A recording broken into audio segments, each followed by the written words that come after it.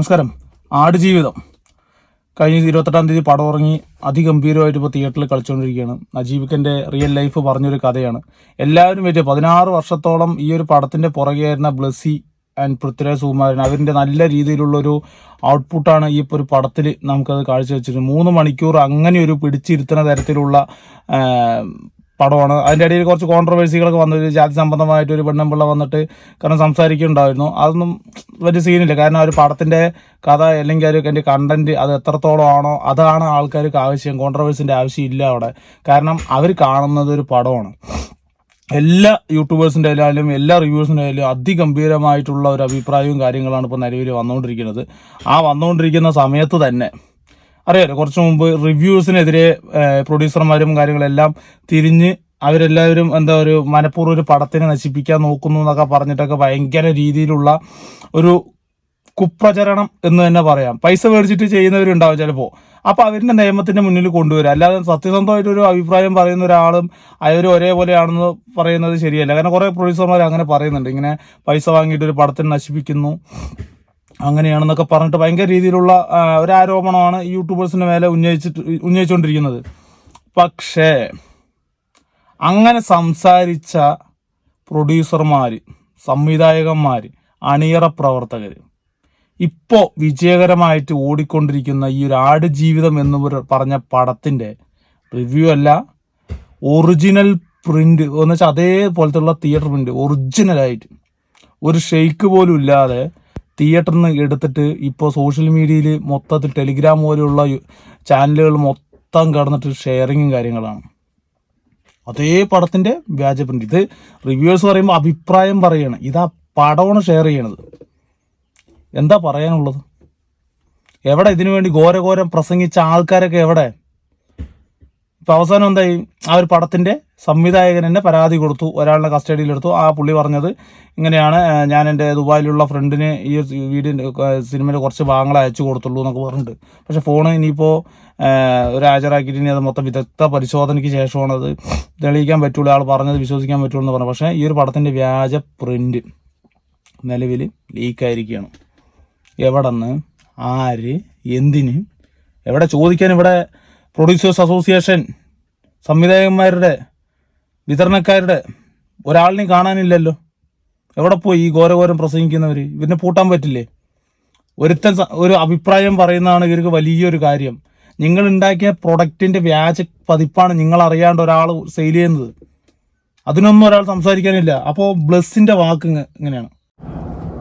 വളരെ വേദനയോടുകൂടിയാണ് ഈ നിമിഷങ്ങളിൽ ഞാൻ നിൽക്കുന്നത്. കാരണം കഴിഞ്ഞ കുറേ വർഷങ്ങളുടെ ശ്രമം, എൻ്റെ മാത്രമല്ല ഒരു വലിയൊരു യൂണിറ്റിൻ്റെ 100-200 ആൾക്കാരുടെ ഒരു ശ്രമത്തിനെ വളരെ ചെറുതായിട്ട് കാണുവാനായിട്ടുള്ള നമ്മുടെ ഒരു മാനസികാവസ്ഥയുടെ ഭാഗമായിട്ടാണ് ഒരുപാട് സ്ഥലങ്ങളിൽ മൊബൈലിലും മറ്റ് ക്യാമറകളൊക്കെ ഒളിപ്പിച്ച് വെച്ചിട്ട് ഈ സിനിമ ഷൂട്ട് ചെയ്യുകയും അത് മറ്റുള്ളവർക്ക് ഷെയർ ചെയ്യുകയും ഗ്രൂപ്പുകളിലൊക്കെ ഇടുകയൊക്കെ ചെയ്യുന്നത് ബോധപൂർവമായി സിനിമയോടുള്ളൊരു ആക്രമണമായിട്ടാണ് തോന്നുന്നത്. അത് ഒരിക്കലും സിനിമയെ സ്നേഹിക്കുന്നവർക്ക് ഒരു നല്ല രീതിയല്ല. സിനിമയെന്ന് മാത്രമല്ല, ഒരു മനുഷ്യനെ അല്ലെങ്കിൽ ഒരു അധ്വാനത്തിനെ, ഒരു ശ്രമത്തിനെ മാനിക്കുന്നവർക്ക് പറ്റുന്ന ഒരു രീതിയായിട്ട് എനിക്ക് കരുതുന്നില്ല. ദയവ് ചെയ്ത് അത്തരം പ്രവണതകൾക്ക് എതിരായി നിൽക്കുക എന്നുള്ളതാണ് സിനിമയുടെ മാത്രം ആവശ്യമല്ല, ഒരു സമൂഹത്തിൻ്റെ ഒരു സാമൂഹ്യ നീതിയുടെ ഒരു ആവശ്യം കൂടിയായിട്ട് കരുതണം എന്ന് ഞാൻ അഭ്യർത്ഥിക്കുകയാണ്. അപ്പം തന്നെ ഇതിനെതിരെ വളരെ ശക്തമായ നിയമ നടപടികൾ സ്വീകരിച്ചുകൊണ്ടിരിക്കുകയാണ്. അതിന് വലിയ സാധാരണ രീതിയിലല്ല, കാരണം ഇതിനേക്കാൾ വലിയൊരു അധ്വാനത്തിനോടുകൂടിയും വലിയൊരു പണച്ചെലവോടുകൂടിയും ചെയ്തിട്ടുള്ളൊരു സിനിമ ആയതുകൊണ്ട് തന്നെ ഇത് നമുക്ക് ഒരു തരത്തിലും പ്രോത്സാഹിപ്പിക്കാൻ പറ്റില്ല. അത്തരം ചെയ്യുന്ന ആൾക്കാർക്ക് വളരെ കർശനമായ നിയമ നടപടികൾ സ്വീകരിക്കാനായിട്ടുള്ള കേസുകളും മറ്റു കാര്യങ്ങളും സൈബർ സെല്ലും ഒക്കെ വളരെ ആക്റ്റീവായിട്ട് ശ്രമിക്കുന്നുണ്ട് എന്നുള്ളൊരു മുന്നറിയിപ്പ് ഇവിടെ തരുകയാണ്. ദയവ് ചെയ്ത് ഇത്തരൊരു പ്രസ്താവനയിലൂടെ നിങ്ങളുടെ അടുത്ത് വരേണ്ട ഒരു വിഷമ അവസ്ഥയോട് നിങ്ങൾ ക്ഷമിക്കുക, തീർച്ചയായിട്ടും സഹകരിക്കുക. Thank you. കണ്ടില്ലേ എത്ര ദയനീയമായിട്ടാണ് പുള്ളി പറയുന്നത്? ഞാൻ പറയണ ഒരു അഭിപ്രായം പറയുന്ന ഒരു പടത്തിന് അതേപോലെ കോപ്പി എടുത്ത് വെറുക്കുന്ന വ്യത്യാസമില്ലേ? ഒരു പടം നമുക്ക് ഈസി അവൈലബിൾ ആണ് ഇപ്പോൾ നിലവിൽ. പല ഇല്ലീഗൽ വെബ്സൈറ്റ് ഇഷ്ടം പോലെ നിലവിൽ സെർച്ച് ചെയ്ത് കഴിഞ്ഞപ്പോൾ ആട് ജീവിതം എന്ന് പറഞ്ഞത് 500 MB 1 GB 2 GB പറഞ്ഞ പടം അവൈലബിൾ ആണ്.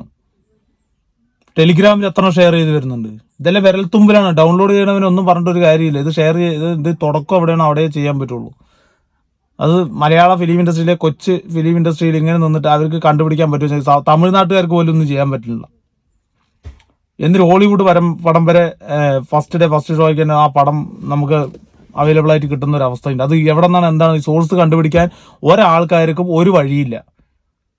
എന്നിട്ടാണ് ഒരു റിവ്യൂ പറയുന്നതിനെതിരെ ഇവർ മൊത്തത്തിൽ ഒരു വിരൽ ചൂണ്ടി നിങ്ങളാണ് ഈ മലയാള സിനിമയെ നശിപ്പിക്കുന്നതെന്ന് പറഞ്ഞിട്ട് വരുന്നത്.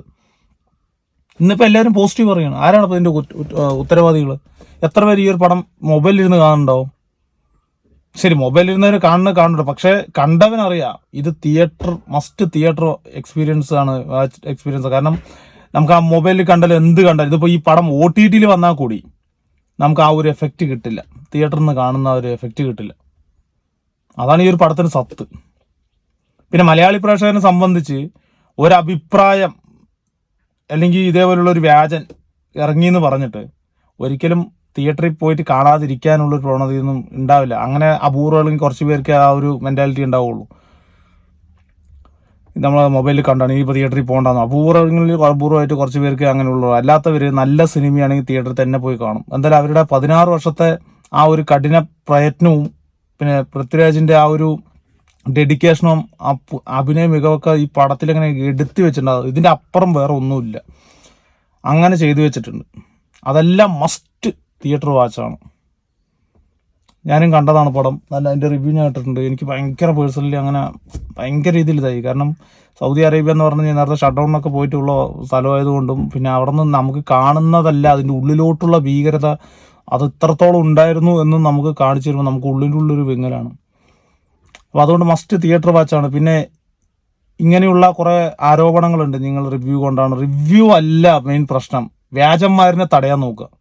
പിന്നെ റിവ്യൂ പണം കൊടുത്തുള്ള റിവ്യൂ ആണ് നശിപ്പിക്കാൻ നോക്കുന്നത്. വിത്ത് തെളിവ് സഹിതം നിങ്ങൾ നേരെ പോയി അത് സ്റ്റേഷനിൽ പരാതി കൊടുത്ത് ഇവനെ പിടിച്ച് അകത്താക്കാനുള്ള പരിപാടി നോക്ക്. അല്ലാതെ മൊത്തത്തിൽ ഒന്നടങ്കം ആരോപിച്ചിട്ട് കാര്യമില്ല. കാരണം ഒരു റിവ്യൂ അല്ല ഒരു പടത്തിന് തകർക്കുന്നത്. ആ പടത്തിൻ്റെ കണ്ടന്റ് ആൻഡ് മേക്കിംഗ്, ഒരു കഥയില്ലായ്മ, ഇതെല്ലാമാണ് ആ ഒരു പടത്തിൻ്റെ മെയിനായിട്ടുള്ള തകരാനുള്ള കാരണം. ഇപ്പോൾ ഈ ഒരു പടം ഇറങ്ങി അടിപൊളി കണ്ടന്റ് കാര്യം. കാരണം ഇപ്രാവശ്യം ഇറങ്ങിയ പടങ്ങളെല്ലാം അടിപൊളി ലെവലിലാണ് ഇപ്പോൾ പൊയ്ക്കൊണ്ടിരിക്കുന്നത്. 1-2 സിനിമകൾ ഒഴികെ നല്ല രീതിയിലാണ് ഇപ്പോൾ പൊയ്ക്കൊണ്ടിരിക്കുന്നത്. അതിൻ്റെ അവസാനം എത്ര ഇപ്പോൾ ആടുജീവിതം, ഇനിയിപ്പോൾ വരാൻ പോണ ആവേശമായാലും മലയാളി ഫ്രം ഇന്ത്യ അതായാലും ഇനിയിപ്പോൾ കുറച്ച് വർഷങ്ങൾക്ക് ശേഷം എല്ലാം വെയിറ്റ് ചെയ്തിരിക്കുന്ന പടങ്ങളാണ്. എല്ലാം നല്ല നല്ല പടങ്ങളാണ് നമുക്കിപ്പോൾ 2024 വന്നുകൊണ്ടിരിക്കുന്നത്.